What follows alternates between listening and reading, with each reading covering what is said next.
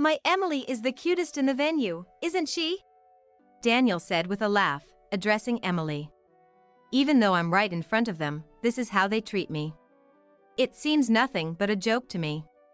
Then Emily, seeing me, burst out laughing. What? Your wife is ugly. That's it, I can't take it anymore. I'm calling off the marriage. I said that straight to Daniel. My name is Addison. I'm turning 29 this year. I've always loved numbers, and now I work in general affairs. I think this job suits my serious nature. Currently, I'm intensely studying for a qualification. The man I was supposed to marry is named Daniel. I met Daniel at a party. I had never been in a relationship with a man before. I lacked confidence and couldn't initiate conversations with men. As my friends began marrying off, I started attending parties in a rush. That's when I got accustomed to parties and met Daniel. My first impression of Daniel was that he was cool and refreshing. When we talked at the party, I enjoyed conversing with him a lot. Daniel, an elite at a major pharmaceutical company, is the same age as me. Even his academic background is impeccable. Yet, he's unpretentious and always brings up fun topics. I mistook his familiarity with women as just an act at first. Eventually, we became a couple. I was surprised that I could become a couple with him. I thought I had used up all my luck and love for being chosen by such a wonderful person. When we became a couple, he smiled at me and said, "I'm so glad you chose me. I'm such a lucky guy." But really, I was the one chosen by him. So I said, "I'm super happy too. But why did you choose me?" I asked him. I was genuinely insecure about being a match for someone as great as him. But he just laughed and replied, "I like girls who aren't experienced with guys and seem pure. You're my ideal." "Then that's great. Looking forward to being with you," I said, smiling back at him. After that, he regularly asked me out on dates. On our third date, he confessed, and we started dating. Half a year later, he proposed. I liked him, so I immediately said yes. "That's great. Let's be happy together," he said with a smile. Living for 29 years, I had finally grasped happiness. I would become even happier after getting married. I believed so. But my expectations crumbled to nothing. Because after we got engaged and started living together, he changed. While dating, "Addison, you're really cute. My princess." He always praised me with a smile. But now, that's a thing of the past. Lately, he's always belittling me. For instance, the day after we started living together. I got up earlier than him that day and started preparing breakfast. I planned to do my makeup before leaving for work, so I was cooking without it. When breakfast was ready and set on the table, he woke up. I called out to him with a smile. "Good morning, Daniel. Breakfast is ready, let's eat together." Then he, seeing me, yelled in surprise. "What an awful face you have. A woman without makeup in the morning isn't a woman. At least make yourself presentable," he shouted, furrowing his brow. His eyes were like those looking at something filthy. In a panic, I retorted, "I was going to do my makeup later. Isn't that too harsh? You used to call me cute before we got engaged." I was shocked by his words. But he just laughed and added insult to injury. "It was just flattery to get married. Honestly, any woman with a decent income who'd do as I say would have been fine," he said, laughing. I was so shocked that I dropped my fork. At that point, I wondered if I should really marry him, but we had already paid a deposit for the wedding venue. Besides, there was no guarantee of finding another partner if I let him go. I had no romantic prospects before meeting him. And maybe, just maybe, he might return to his kinder self. Holding on to that faint hope, I had no choice but to endure his harsh words.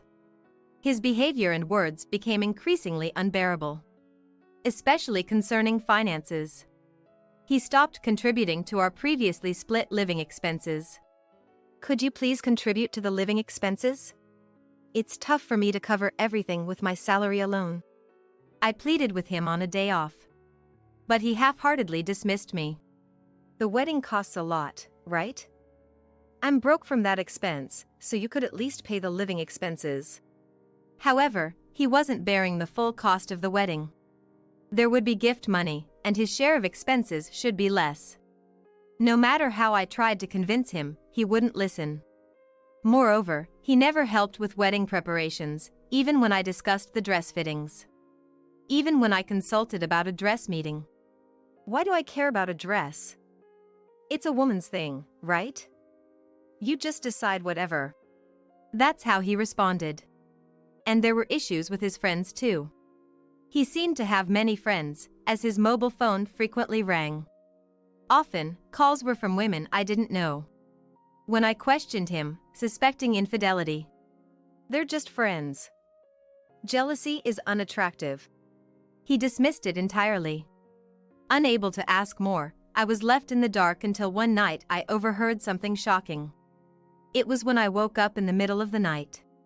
I usually slept with him in the bedroom, but that night, thirsty and awake, I noticed he wasn't there. I heard voices from the living room. He was on the phone. Daniel? I was about to open the door to the living room, but his words stopped me. Our apartment walls are thin, so conversations are usually audible. I wished I had married Emily, he said, laughing. And Emily's voice, loud enough through the phone, responded. But you'll quit your job someday, right? I want someone who can really provide. She laughed. Her voice was unbearably annoying.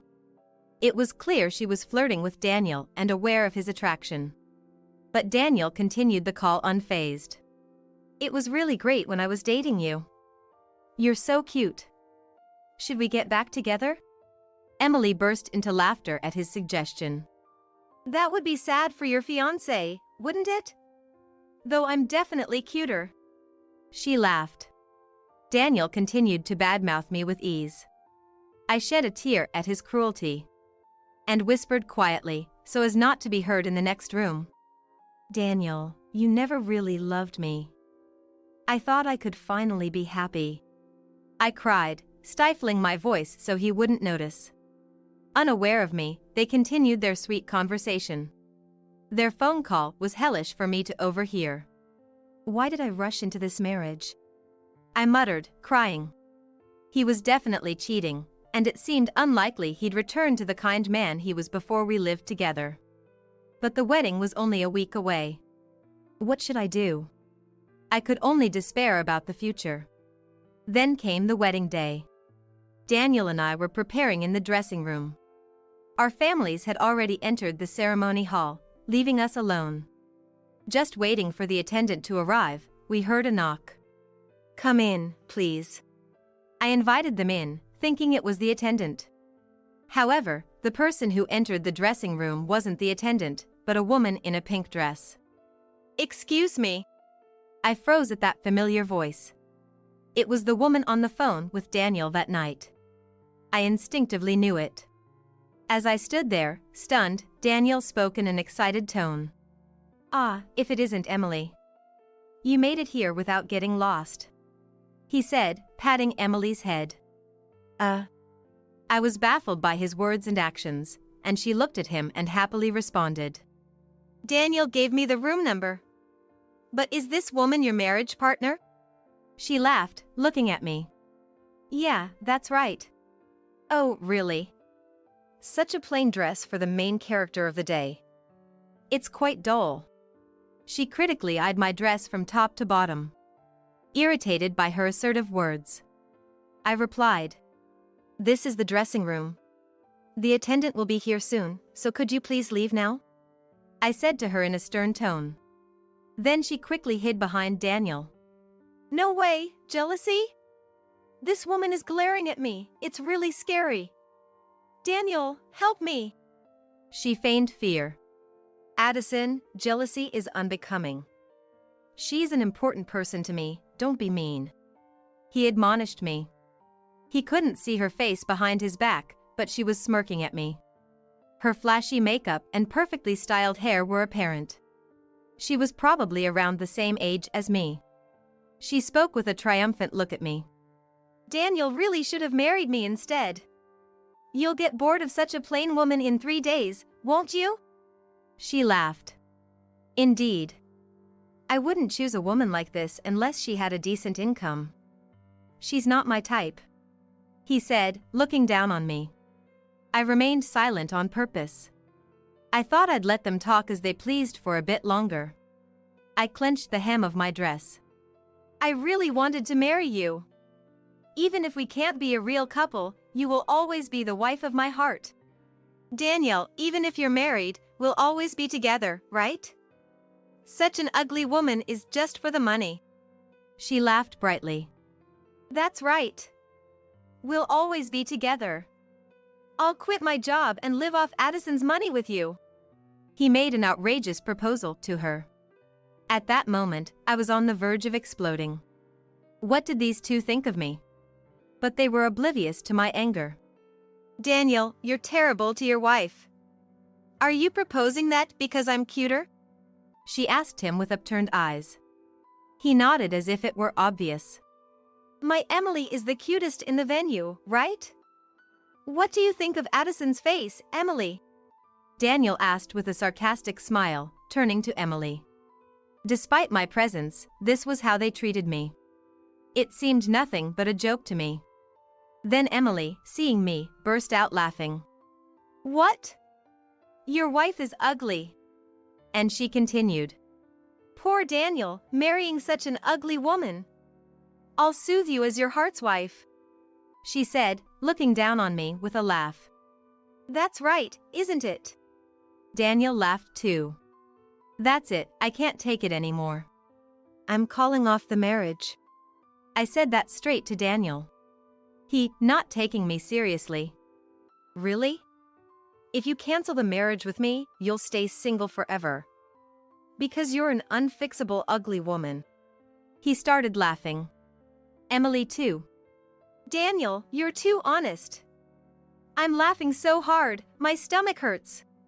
She clutched her stomach, laughing uproariously. After laughing, Daniel said, A woman like you should be grateful to get married. You'll support me with your money for life. I felt a deep rage boiling inside me. Frustrated at myself for not seeing through such a person before the wedding. I clenched my fists, trying to endure. Emily, still laughing. Well, the wedding ceremony is about to start, right? I have to go eat my share of the celebration money, so I'll head to the venue first, she said and left the room. Shortly after, the attendant arrived. Seemingly unaware of the conversation in the dressing room, the attendant began preparations, congratulating us. Then the attendant started explaining the wedding. Daniel and I had chosen a restaurant wedding, starting with the reception. According to the attendant, we just had to follow the MC's lead. I listened quietly to the attendant's explanation. Daniel spoke to me nonchalantly. Once the wedding is over and we're officially married, we'll be husband and wife. Your looks are a letdown, but I'll put up with it. After all, I have Emily. I ignored his comment. I had no intention of listening to him anymore. I was done with this man. Daniel persisted. Hey! Answer me. But I continued to ignore him. All that was left was to exact revenge and denounce him and his actions. I felt a sense of mission burning within me. Then Daniel and I entered the wedding venue. The unsuspecting attendees gave us a generous round of applause. Of course, among them was Emily, smirking unpleasantly. We sat down, and the MC proceeded with the ceremony. Let's start with the vows. First, the groom, Daniel. Amidst thunderous applause, Daniel began speaking. I am overjoyed to marry Addison. I vow to love only her for the rest of my life. He looked at me with a smug face. All lies. Inside, I looked at him with a cold detachment. Amidst the applause, the MC continued. Thank you. Now, a response from the bride, Addison, please. I ignored the MC and remained silent. A murmur started spreading through the venue. My parents and friends looked worried. Addison? Could we have your response, please? The MC tried to proceed, albeit confused. Still, I remained silent. The venue became more unsettled. Everyone looked at me with concern. Impatient. Addison, why are you silent? Just say something. Daniel harshly said. But I kept quiet. The atmosphere in the venue turned decidedly strange. The in-laws looked at me with puzzled expressions. Enough was enough. I had gathered enough attention. I thought so and opened my mouth. Glancing sideways, I saw Daniel relieved that I was finally going to speak. I confirmed his face and momentarily smirked. It was too early for him to feel relieved. Then I began speaking. I will not vow to love Daniel. I'm breaking up with him right now. What? Daniel was stunned, and I casually played the voice recorder at maximum volume. Daniel and Emily's conversation filled the room. I really wanted to marry Emily. Even if we can't be a real couple, Emily is the wife of my heart. Daniel, we'll always be together even if you're married, right? Such an ugly woman is just for the money. The conversation from the dressing room earlier echoed through the venue. Previously, when Daniel was on the phone with Emily at night, I felt frustrated for not having proof of infidelity. So, I bought a voice recorder. I always carried it with me, and fortunately, I managed to record their conversation today. The crowd became even more agitated. My friends looked at Daniel with suspicion. My dad seemed ready to get up and punch Daniel, held back only by my mom. My mother-in-law looked like she might faint, and father-in-law John hurriedly supported her. Emily, sitting at a table with friends, was being glared at by those around her. She was sweating profusely and looked extremely uncomfortable. Meanwhile, the recording continued to play. In this chaotic situation, Daniel, confused, shouted, Addison, what are you doing? Stop that voice recorder right now. He tried to grab the recorder from me, but I swiftly dodged him. Then I shouted loudly, There's no way I'll stop it. Everyone needs to know that Daniel is cheating with Emily over there. I glared at Daniel. Unable to hold back anymore, Emily shouted from her table, You're so sneaky. Just because you get to be Daniel's wife. The one Daniel truly cares about is cute me. However, Emily's outburst caused the venue to buzz with a different energy, whispering among themselves. Everyone, regardless of age or gender. Seeing this, Emily began to panic. What's going on, everyone? What's the matter? I calmly told her. Emily, sorry to interrupt your confident speech, but I think you're the ugliest person in this venue. Someone laughed out loud. Immediately, her face turned bright red. What? What are you talking about? Daniel told me I'm the cutest, you know? Maybe you're the one with bad eyesight? She retorted sharply at me. Laughter began to leak from the audience. Emily and Daniel started to look confused. Then one of Daniel's friends burst out laughing and shouted, Daniel, you've got terrible taste in women. Liking a girl with a face like a panda. And her body's like a panda too. Following this comment from Daniel's friend, the whole venue erupted into laughter. What?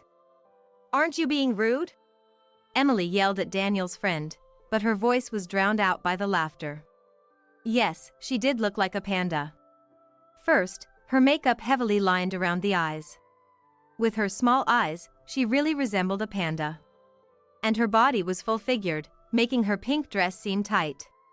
Her upper arms jiggled violently with every movement. I was worried her pink dress might rip at any moment. The moment I saw her in the dressing room, I realized Daniel's taste was too peculiar. It made sense why he would call me ugly. I borrowed a microphone from the MC. She called me ugly in the dressing room, but I wasn't upset at all. After all, she is a panda. It's amusing to be insulted by a zoo animal, isn't it? As I spoke clearly, laughter erupted from various parts of the venue. Her face turned beet red with frustration. So frustrating. She stamped her feet in anger. Daniel glared at me. I sighed heavily at the two of them. People who cheat have no right to glare at me. Daniel and Emily remained silent, hit by the truth. Then I addressed the silent couple. I'll be sure to collect the engagement breakup fee from both of you. They immediately became defensive upon hearing about the fee. Why should we pay a breakup fee when we aren't even registered as married? I absolutely won't pay. I won't either. I'm a freelancer. I don't have that kind of money, Emily exclaimed. The crowd looked on in disbelief at their comments. Some even chuckled at their ridiculousness. Then a person stood up and approached us. Daniel, enough is enough. Daniel's boss, with a red face, yelled. Boss! This is, Daniel, looking perplexed, tried to make an excuse to his boss. But he seemed at a loss for words and remained confused. The boss sighed heavily at his demeanor. What an irreparable thing you've done. Cheating openly in front of Addison. Maybe it's my fault for not educating you properly, the boss said, holding his head.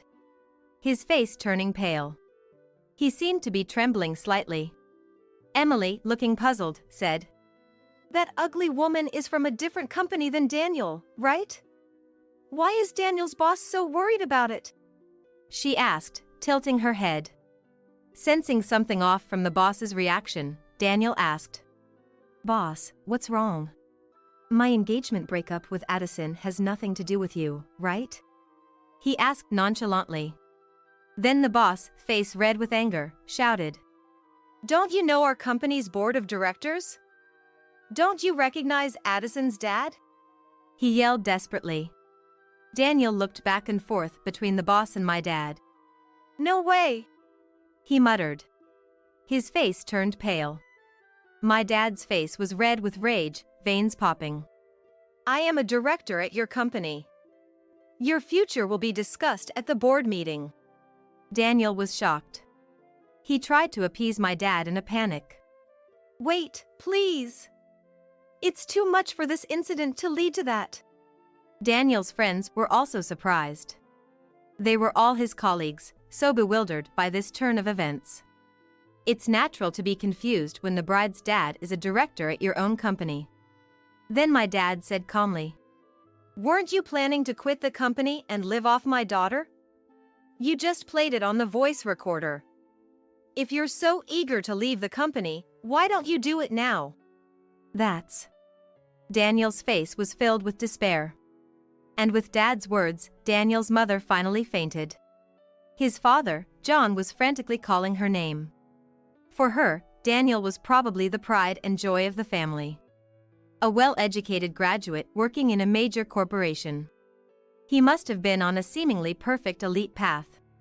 But now, this incident not only derailed his elite trajectory but also cast his future into uncertainty. I had only met the in-laws once at a greeting. But they seemed like very nice and sensible people. That's why this incident must have been incredibly hard for her to accept. Daniel looked terribly bewildered by his mother fainting. And then, incredibly, Daniel yelled at me. If you had told me your dad was a director at our company, I would have treated you better. He accused me, completely disregarding his own actions. He seems to be pretending that nothing happened to him. That was the last straw for me. Daniel blaming me in such a situation. I didn't care what happened to him anymore. I asked Daniel with a smile. Treat me better? Like contributing to our living expenses during cohabitation? Or not contributing money but at least staying out of housework? That's... He faltered. I exposed to everyone that Daniel didn't contribute to living expenses and yet interfered in household matters.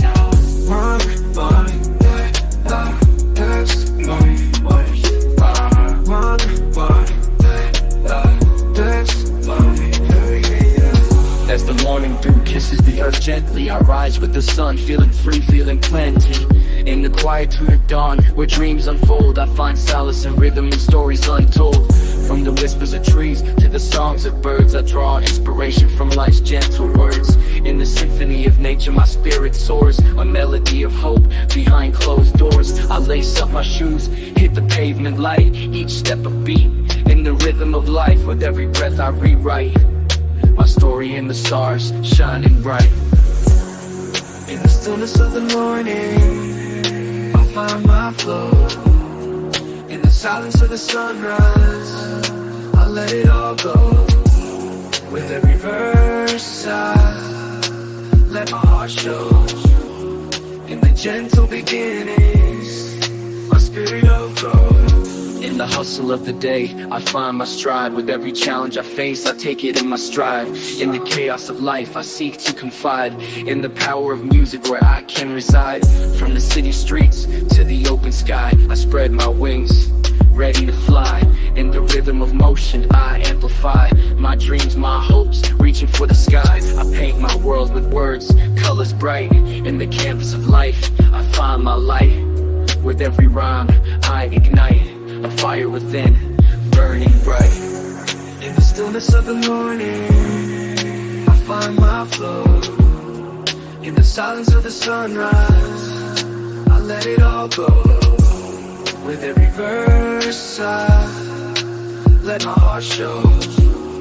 In the gentle beginnings, my spirit will grow.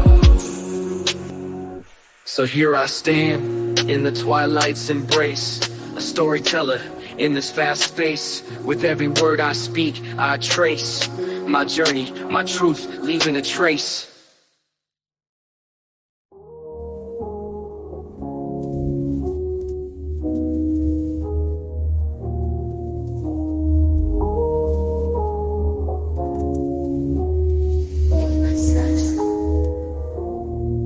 So as the sun sets and the day's at rest, I lay down my pen, feeling blessed. In the gentle beginnings, I confess my love for this art, ever impressed. Daniel was now subjected to even more disdainful looks from the crowd. Especially the women there didn't seem to see him as a human anymore. Maybe they thought even a weed would be better than him. Even Emily said to him, "Daniel, you didn't pay any living expenses at all? That's really bad, isn't it?" He, realizing the gravity of the situation, turned even paler. I smiled at him. "Good for you, Daniel. You wanted to quit your job, right? You'll probably be able to quit very soon." He looked around. Dad, glaring at him in rage. Friends looking at him with disdain. Emily, a bit in disbelief. Not a single person was on his side. In such a situation, most people couldn't stand it.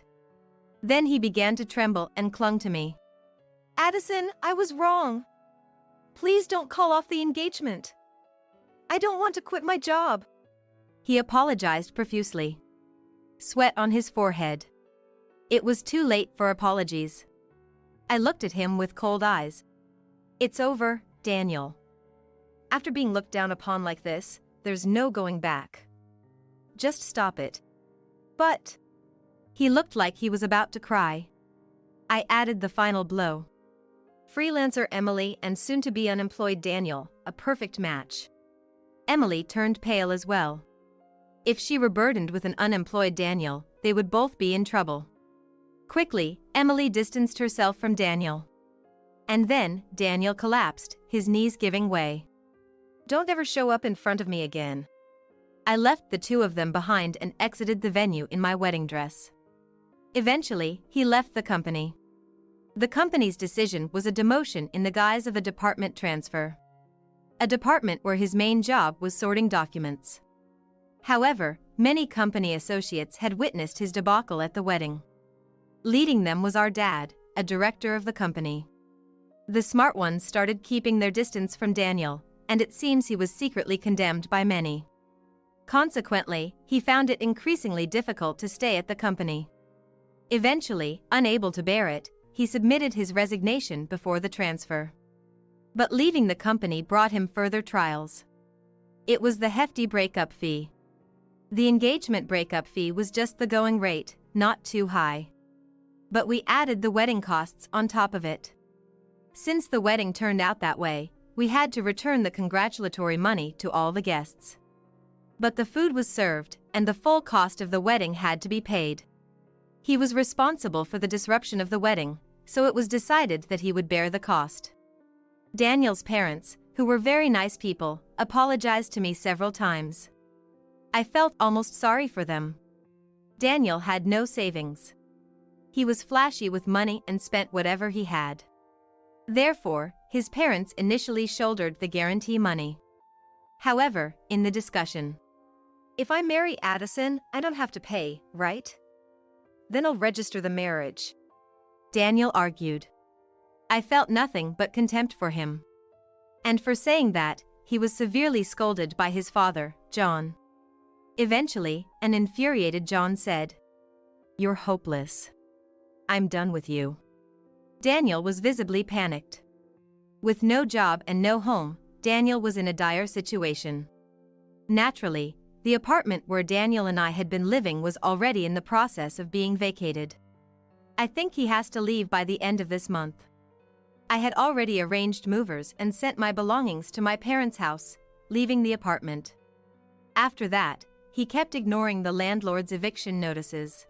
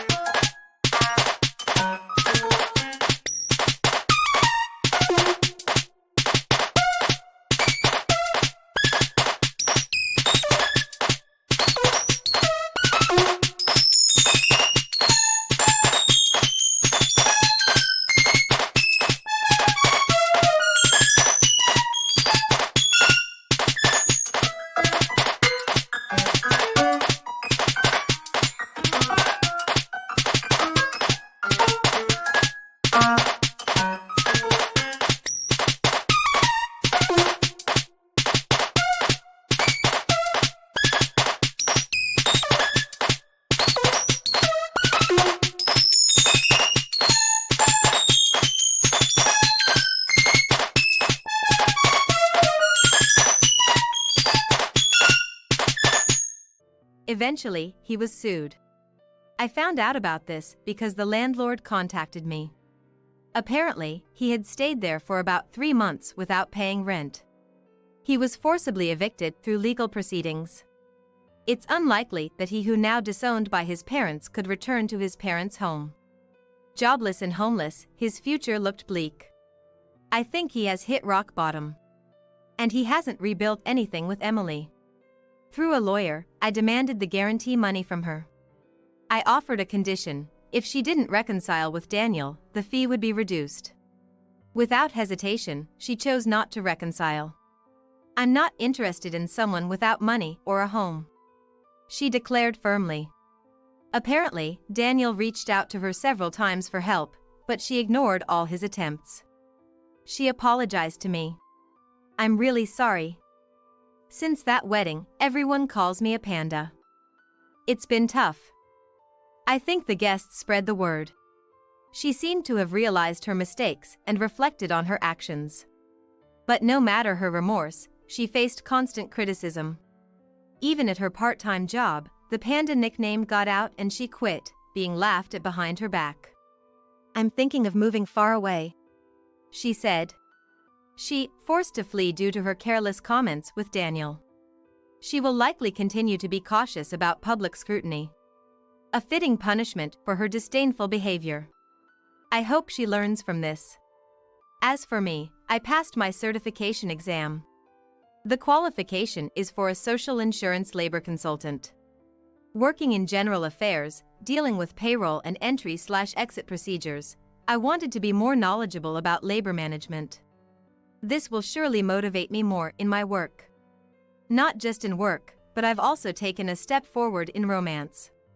After the wedding, my friends started introducing me to men, knowing I was done with parties. I was grateful for their kindness. There's one man, introduced by a friend, with whom I've become close. He's 3 years older, hardworking, and not very handsome. Rather plain-looking. He works office administration in a small to medium enterprise, nothing glamorous.